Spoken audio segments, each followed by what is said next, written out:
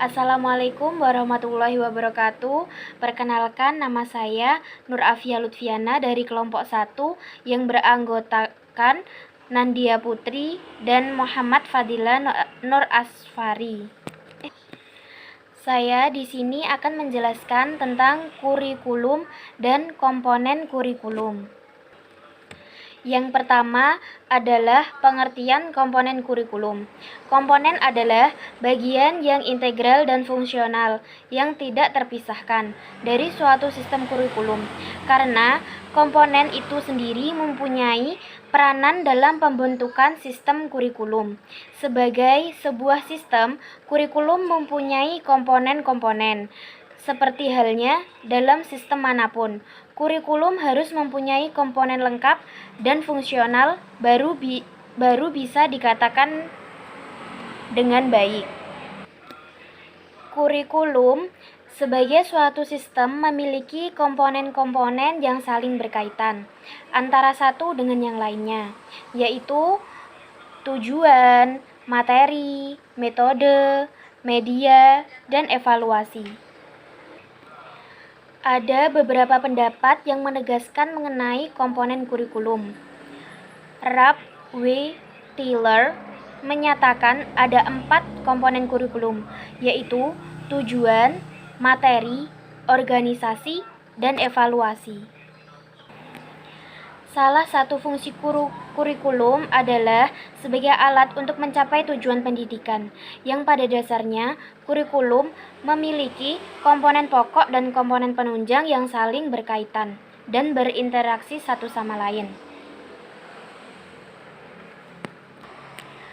Komponen merupakan satu sistem dari berbagai komponen yang saling berkaitan dan tidak bisa dipisahkan satu sama lain. Assalamualaikum warahmatullahi wabarakatuh. Perkenalkan, nama saya Nandia Putri. Di sini saya akan menjelaskan tentang komponen-komponen kurikulum. Kurikulum adalah suatu alat atau sistem yang ada dalam pendidikan. Sebagai alat pendidikan, kurikulum mempunyai komponen-komponen yang saling mendukung satu sama lain. Subhajida membagikan komponen kurikulum menjadi 5, yaitu tujuan, isi, strategi, media, dan proses. Sedangkan menurut Nasution, komponen kurikulum ada 4, yaitu tujuan, bahan pembelajaran, proses, dan penilaian. Dapat diuraikan secara singkat mengenai komponen-komponen tersebut. 1. Komponen tujuan terbagi menjadi 3, yaitu 1. Tujuan domain kognitif, 2. Tujuan domain afektif, 3. Tujuan domain psikomotor. Selanjutnya, tentang komponen isi dan struktur. Program atau materi merupakan bahan yang diprogramkan guna mencapai tujuan pendidikan yang telah ditetapkan. 3. Komponen media atau sarana dan prasarana adalah alat bantu untuk memudahkan pendidikan dalam mengaplikasikan isi kurikulum agar lebih mudah dimengerti oleh peserta didik dalam proses belajar mengajar. Selanjutnya 4. Komponen strategi belajar mengajar.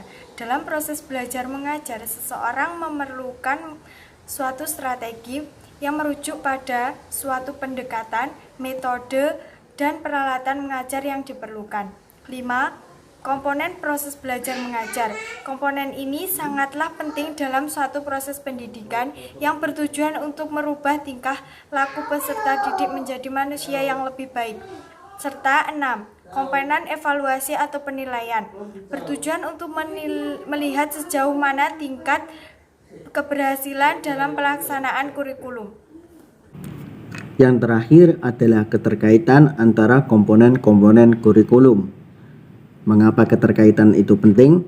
Keterkaitan bisa dialihbahasakan menjadi sinkronasi, artinya hubungan antara komponen-komponen kurikulum.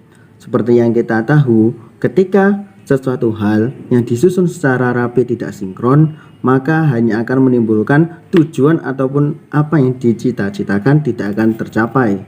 Untuk itu, maka keterkaitan ataupun sinkronisasi ataupun lebih mudahnya adalah hubungan di antara komponen-komponen kurikulum sangat harus jelas, karena hal itu berkaitan dengan tujuan maupun cita-cita dibuatkannya kurikulum. dan kurikulum itu termasuk dalam hal pendidikan, yang mana pendidikan merupakan ekor ataupun awal dari kemajuan suatu bangsa. Secara mudahnya, daripada saya bertele-tele, kita buat menjadi contoh yang lebih jelas.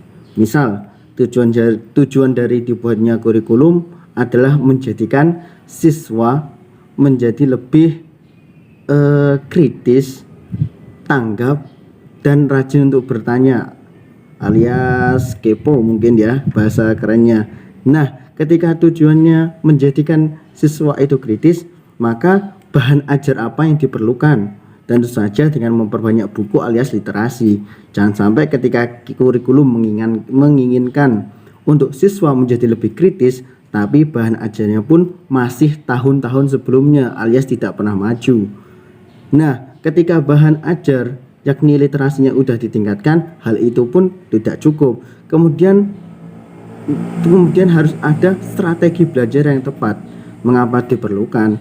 Karena ketika tujuannya untuk menjadikan siswa kritis, bahan ajarnya pun sudah menggunakan literasi buku terbaru, tapi ketika strategi belajarnya yang mana ketika siswa itu memiliki cara baru, inovatif untuk menyampaikan pendapatnya, ditolak alias gurunya ataupun pendidiknya kaku, maka hal tersebut akan percuma saja.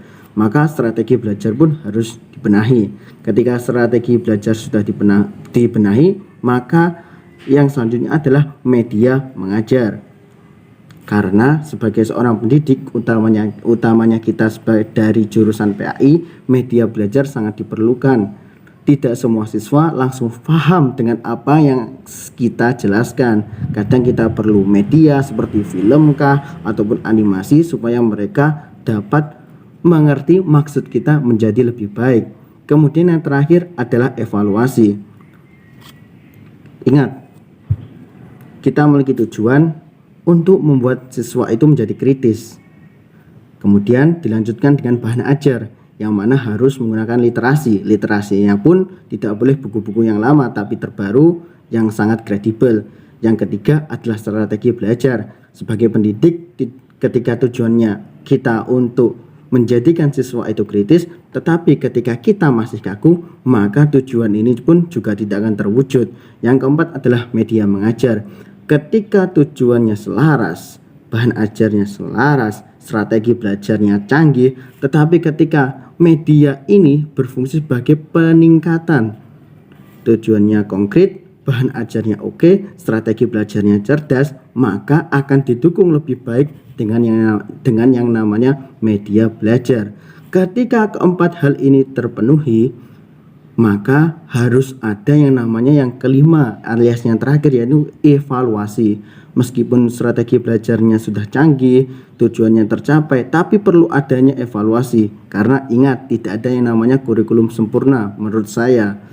Nah, untuk itu, seperti yang saya katakan di awal, hubungan ataupun keterkaitan ataupun sinkronisasi sangat diperlukan dalam hal komponen kurikulum agar satu tujuan alias cita-citanya tercapai. Saya kelompok 1 menyampaikan terima kasih sebesar-besarnya kepada teman-teman yang telah menyaksikan presentasi kami. Kurang lebihnya kami mohon maaf. Terima kasih. Wassalamualaikum warahmatullahi wabarakatuh.